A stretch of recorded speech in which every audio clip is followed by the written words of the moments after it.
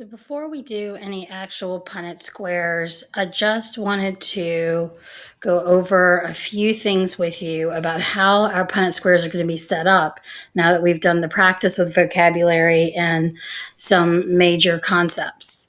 So when you have a Punnett Square problem from me, what you're going to see is the trait in the box, and then I will tell you the two alleles.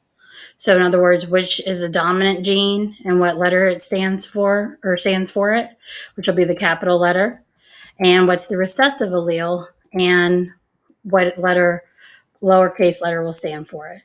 Then I'm going to tell you what the parents are. And so you're going to have to know their vocabulary. If I tell you heterozygous, you're going to have to know that they're two different letters, so a capital and a lowercase. If I tell you it's homozygous, you know that they're both the same, but then you need another word after that. Is it dominant or is it recessive? So if it was homozygous dominant, it would be capital A, capital A. If it was homozygous recessive, it would be lowercase a, lowercase a.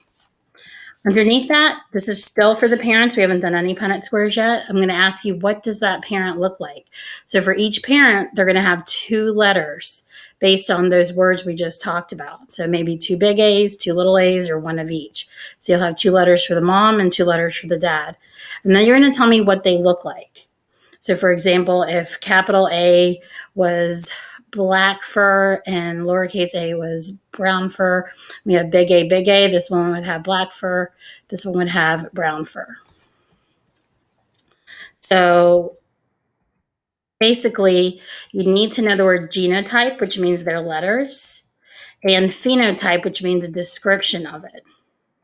Once you have those letters, for example, if we were going to say we had a homozygous dominant times a homozygous recessive, now you're going to put them into the Punnett Square. And the Punnett Square basically shows us what we learned about in the last module about meiosis. So we know that parents have these two letters, but we don't know, remember, half their gametes will have this one, the other half will have the other letter.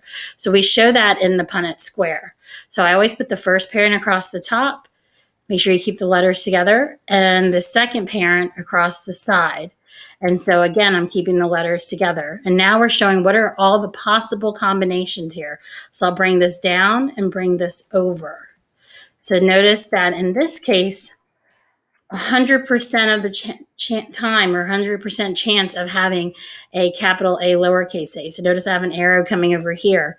So now for the F1 generation, so this is the P generation of the parents, F1 stands for their children. I'm going to write how many possibilities we have. And yes, this is 4, but think of each one as like 25%. So we're going to say 100% or all will have the letters, the genotype, big A, little a. And 100% or all will have the dominant phenotype. Now, this was an example, so I didn't really have a phenotype to go over with you. Just a few reminders. I put some clues up here at the top. If it's a blue box, you're going to just put one letter in it, and purple boxes are going to have two letters in it. So just to make sure you remember that as you're setting up your Punnett Squares.